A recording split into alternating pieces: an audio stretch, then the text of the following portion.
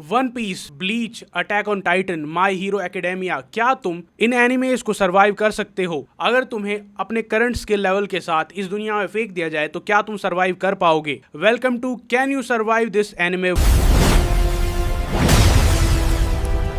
और आज का हमारा पहला एनिमे है ब्लड सी। यहाँ पर एक रूरल टाउन होता है जहाँ पर एक पास ही में नदी होती है और इस कहानी की मेन कैरेक्टर है साई किसरागी। इसके आसपास काफी सारे लोग हैं जो कि इसकी पूरी दुनिया लगते हैं। इसके फादर श्राइन चलाते हैं, ये एक श्राइन मेडन होती है और दिन में एक हाई स्कूल गर्ल होती है। अभी तक ये बहुत ही नॉर्मल स्लाइस ऑफ लाइफ एने लग रहा है। इसके काफी सारे दोस्त होते हैं, काफी क्लासमेट्स होते हैं, एक टीचर होती है, एक लड़का होता है जो पास ही में एक कैफे चलाता है जिसका नाम होता है फूमितो। अभी तक सब कुछ ठीक था, लेकिन इस एनिमे वर्ल्ड की असली कहानी शुरू होती है रात को। अब रात होते ही ये टाउन बन जाता है एक फीडिंग ग्राउंड। अब यहाँ पर फीड कौन करता है? मॉन्स्टर्स, जो कि आते हैं और इंसानों को खाने लग जाते हैं। और साई वहां पर जाती है और अपनी पावर से उनसे लड़ती है और यहाँ से असली स्टोरी शुरू होती है। साई अपनी पूरी रात बस एक चीज स्पेंड करते हैं, इन मॉन्स्टर से लड़ते और इन्हें मारते हुए। और यहाँ पर ये कहा जाता है कि ये मॉन्स्टर सिर्फ और सिर्फ इसलिए एग्जिस्ट करते हैं कि ये ह्यूमंस को खाते हैं, इनका और कोई काम नहीं है। और ये कोई रेयर इवेंट नहीं है, इसको एक रूटीन की तरह ट्रीट किया जाता है। साई अपनी स्वॉर्ड आर्ट से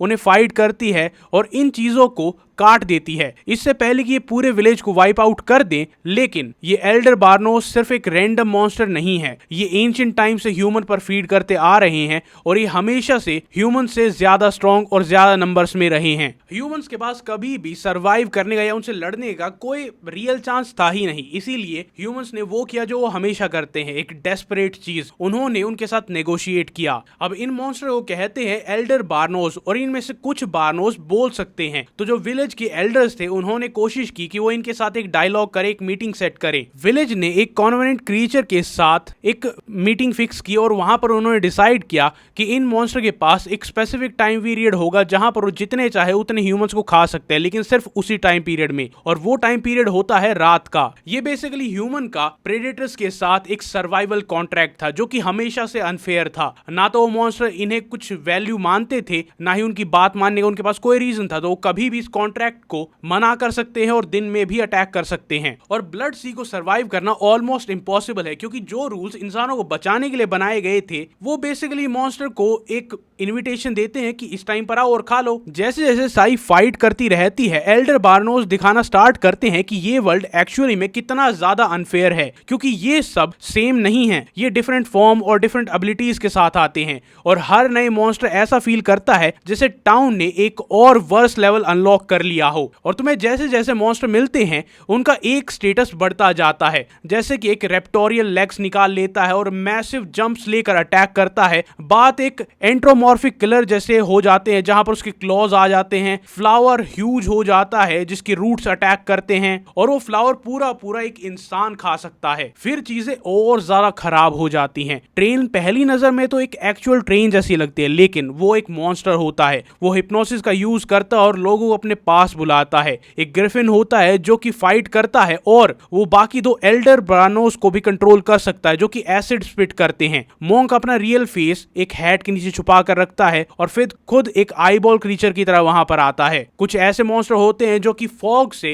ह्यूमन के सेंसेस को नल कर सकते हैं, मतलब उन्हें कुछ महसूस ही नहीं होगा कि वो कहां पर हैं, क्या कर रहे हैं, किससे लड़ रहे हैं। और इससे भी बुरी एक चीज होती है कि कुछ एल्डर बार्नोस यानी ये मॉन्स्टर्स ह्यूमन को डायरेक्टली कंट्रोल कर सकते हैं। अब यहां से स्टोरी एक और बहुत ज्यादा खतरनाक टर्न लेती है, क्योंकि हमें अभी तक जो कुछ भी बताया गया था वो सब कुछ झूठ था। सिया को पता चलता है कि जितने भी लोगों को वो जानती थी, उसके फादर, उसके दोस्त, उसके टीचर, वो सब के सब एक्टर्स थे जो कि एक एक्सपेरिमेंट का पार्ट था। और इस एक्सपेरिमेंट का मास्टरमाइंड था फूमितो, जो कि वो कैफे चलाता था। और बाद में ये पता चलता है कि साई, जो कि इस एनिमे की मेन कैरेक्टर है, वो खुद एक एल्डर बार्नोस यानी एक मॉन्स्टर है, लेकिन उसने एक ह्यूमन फॉर्म लिया था और उसने कसम खाई थी कि वो कभी भी किसी इंसान को नहीं मारेगी। अब फूमितो उसको कैप्चर करता है, उसके अंदर फॉल्स मेमोरीज इंप्लांट करता है और उसे इस स्टेज एक्सपेरिमेंट में भेज देता है, उसे ये यकीन दिलाने के लिए कि वो सच में एक इंसान है और वो कोशिश करता है कि उसकी वो ओथ जहां पर उसने कसम खाई थी वो किसी भी इंसान को नहीं मारेगी उसे तोड़ सके। और तो यहाँ पर एक और सरप्राइजिंग चीज ये होती है कि जितनी भी एल्डर बार्नोस वहां पर आ रहे थे, फूमितो उन सबको अपने खून से कंट्रोल करता था। जब ये सच्चाई बाहर आती है तो फूमितो और भी स्ट्रॉन्गर बार्नोस को वहां पर भेजता है और इसके साथ साथ बहुत सारे लोग मारे जाते हैं। वो एक और बहुत ही पावरफुल बनी मॉन्स्टर को भेजता है जो कि अपने आप को डिवाइड कर सकता है, रीजनरेट कर सकता है और वो बहुत ही रैपिडली ग्रो करता है और कुछ ही देर में पूरे शहर को खत्म कर देता है। वो अपने आप को ऐसे टूल्स में बदल सकता है जो कि ह्यूमंस को मारने के लिए बने होते हैं और उन्हें प्रोसेस करने के लिए बने होते हैं और वो कुछ ही देर में पूरे शहर को खत्म कर देता है और साई फाइनली उसे मारती है और वहां से भागने की कोशिश करती है। जो चीज सच में ये बताती है कि तुम इस दुनिया में सरवाइव नहीं कर पाओगे वो ये है कि ये सारी की सारी दुनिया फेक थी और यहाँ पर इंसानों ने एक डील कर ली थी कि वो कभी भी इन मॉन्स्टर से लड़ नहीं सकते हैं, इसीलिए